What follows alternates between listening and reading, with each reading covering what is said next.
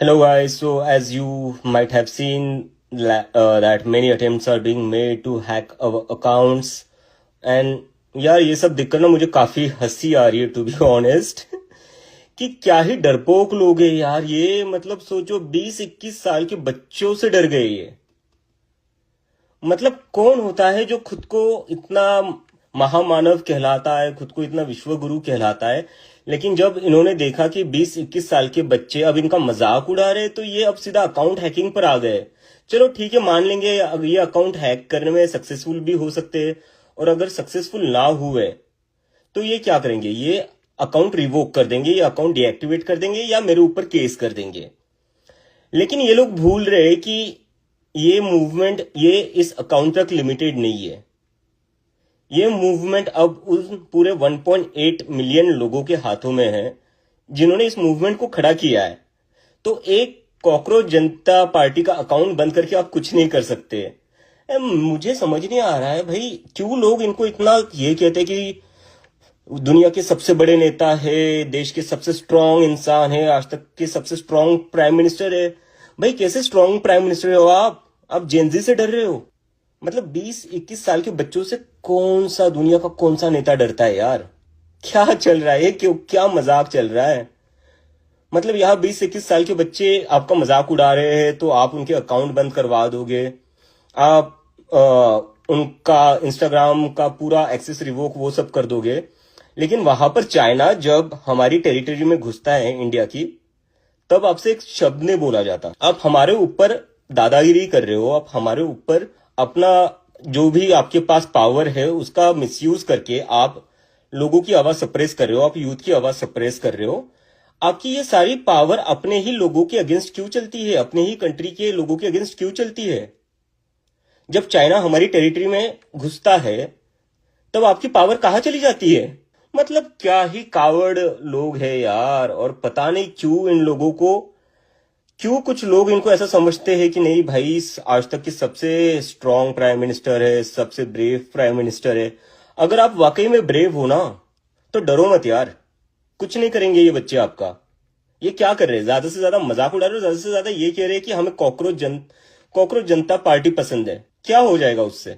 आपका क्या नुकसान हो जाएगा उससे? किस बात का इतना डर है आपको, मुझे समझ नहीं आ रहा है।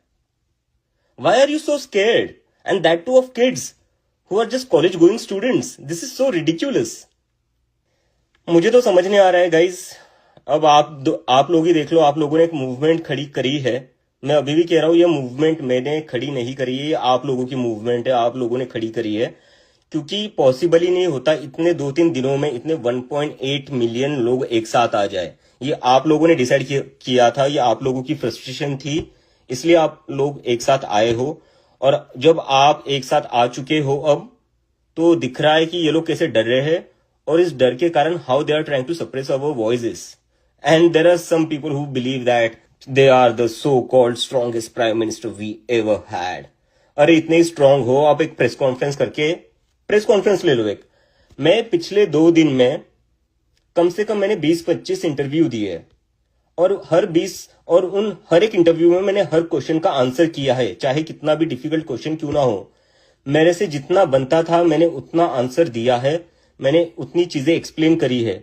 मुझे बता दीजिए, 12 साल से आप प्राइम मिनिस्टर हो, आपने आज तक एक बार भी किसी क्वेश्चन का आंसर दिया है किसी को? आपने कभी प्रेस कॉन्फ्रेंस भी करी है? लास्ट टाइम इंडिया में प्रेस कॉन्फ्रेंस हुई थी 2014 के पहले। 12 साल हुए इंडिया के प्राइम मिनिस्टर ने एक भी प्रेस कॉन्फ्रेंस नहीं करी है। तो ये आप किस बात से खुद की इतनी स्ट्रांग इमेज बनाते हो जब आप 20-21 साल के बच्चों से डर रहे हो? This is laughable, this is ridiculous. But I think ये जितना हम लोगों के पीछे लगेंगे, जितना हम पर अटैक करेंगे, अभी हैक करने का ट्राई कर रहे हैं, फिर एक्सेस रिवोक करने का ट्राई करेंगे, और मैं पूरी गारंटी के साथ आप लोगों को बता रहा हूं जल्दी मेरे ऊपर केस भी फाइल कर देंगे, और उसके लिए मैं मेंटली प्रिपेयर हूं। क्योंकि आप लोगों ने जो मूवमेंट खड़ी करी है मैं उसको अबैंडन नहीं करूंगा। तो भले ये मेरे ऊपर केस करे, कुछ भी करे, मैं उसके लिए मेंटली प्रिपेयर हूं।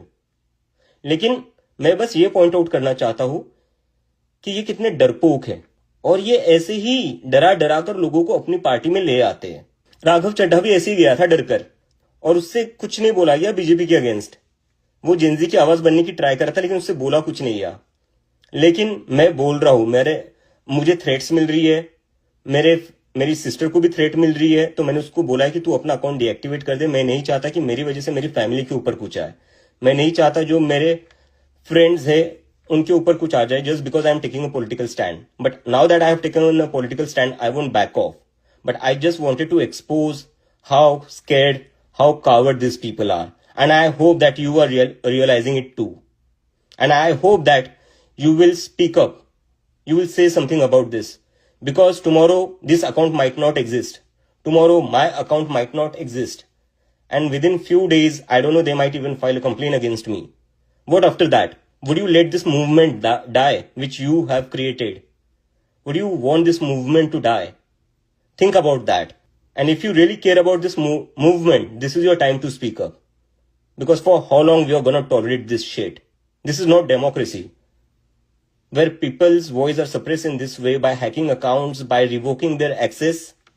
This is not democracy. This is not freedom of expression, which exists in a democracy. So, everything is black and white now, right? And I hope that you people will carry forward this movement.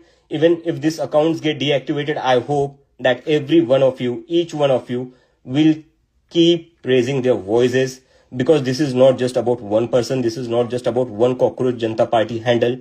This is about the millions of Gen Zs of India who are frustrated with the system. This is in your hand. The future of this movement is in your hand. And I trust you. I know that you guys will carry it forward. Even if this account doesn't exist tomorrow, I definitely know that you guys have finally decided to speak up and you won't back off, just like I have decided not to back off. Alright? So yeah, let's fight it out.